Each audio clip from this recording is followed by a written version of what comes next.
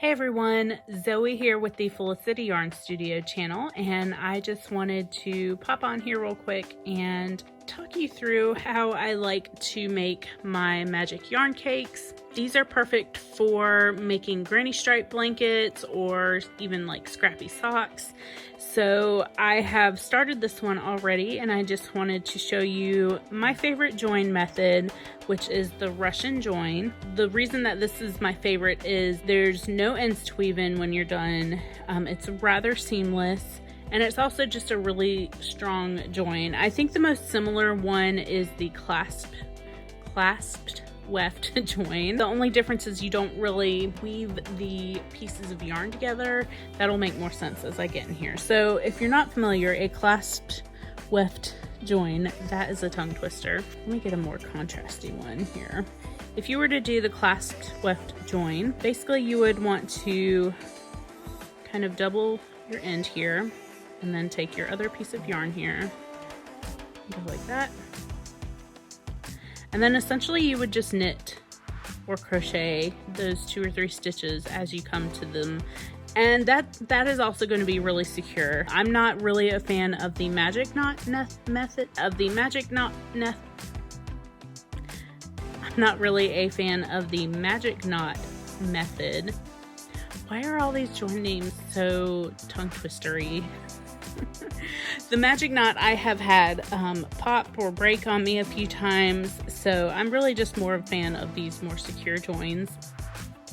So again, clasped weft join. Essentially you just take those 2 pieces of yarn and kind of clasp them together.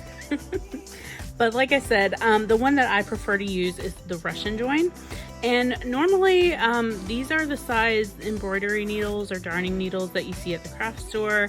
I like to use the smaller version of that. I'm not sure if these are in the knitting section or like in the sewing section of the craft store, but it's essentially the same thing. It's just a lot smaller, and since I'm usually doing these in fingering weight, that's why I like to use these ones. Basically, I get my yarn threaded on here, leave about 1.5 to a 2-inch tail. You'll kind of get a good feel for how much of a tail you need to leave to be comfortable with this. Basically, you'll just turn back to where the yarn is connected, so there's the tail coming out of the yarn. And essentially you just want to get inside of these plies here on the yarn. And I like to pick up every other one. So pick up 1, 2, 3, 4. I like to go for about 8 of the plies. I think the original kind of video that I watched said you only needed like 3 or 4, but I like to go for about 8 so it's really secure. And it does look really messy and like you're not really doing anything here, but okay, I think that's about what I need. So once you've got those on your needle, you kind of want to leave this loose at one end, and then basically you just pull it through with the needle, and you want to leave this end open down here. So I usually will just pinch it and kind of tug on that to straighten it out, so you can see how that yarn is woven into itself. So that's not going to come undone when you're knitting or crocheting or wearing a piece. You'll just lay this one aside, pick up your next yarn that you want to work with, thread it through the needle, and again leave about 2 inches or so. You can leave a little longer of a tail at first. I just try to utilize every last inch of yarn. Obviously, I know most people would probably throw a length like this that's like 2 yards of yarn away. The yarn is too pretty to throw away, and if I don't have to put it in the landfill, I'm not going to. All right, so once your second thread is on your needle, you come into this loop, stick your needle in, and you thread that through. Turn it, and then you just start weaving in this side as well.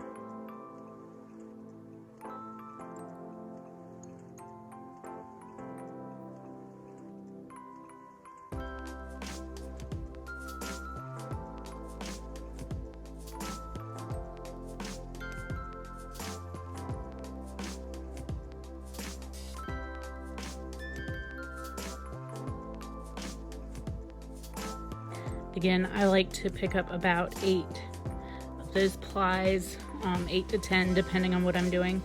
So once you have the second one there, you just pull that through.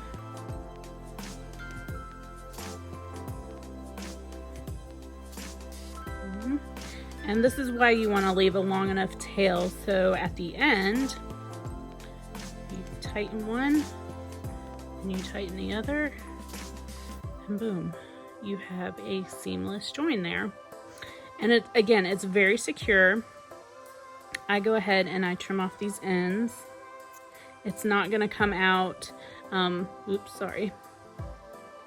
They're not going to come out while you're working with them, and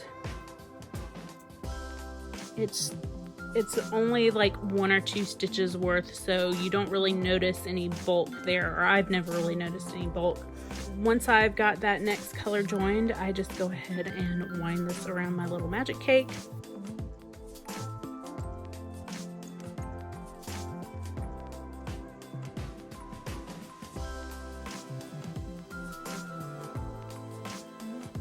Alright, so now that I am at the end of this piece of yarn, I would just go on ahead and add my next color. As of right now, I don't really have a plan or a rhyme or a reason. I'm just kind of randomly adding in colors. Again, I'm not sure what this will grow up to be. I kind of want to do another granny stripe blanket, but I also kind of want to do something different. So I'm thinking of a northeasterly blanket and maybe doing like a solid stripe next to the scrappy stripe. We're just doing an all over scrappy blanket, but with some of these really small pieces of yarn, I mean, that would not even probably be a full row of color, and I'm okay with that. I'm okay with it being really hodgepodge. My other plan would be just to make a pair of kind of scrappy Frankenstein socks. So we'll see. Keep an eye on the channel and you'll see what this magic cake grows up to be. It might be a while before I collect enough to make like a blanket or something.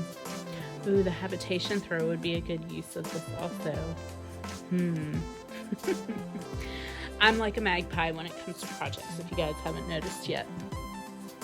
Alright guys, I hope that this video was helpful. If you have any questions, of course, please feel free to drop them in the description box down below. And if you like this video, give it a thumbs up. I will be back next week with more of the traditional sit down type video, and I'll be announcing the winner of the 300 subscriber giveaway here on the channel. So if you haven't already entered that, just go back to the previous video and catch that prompt.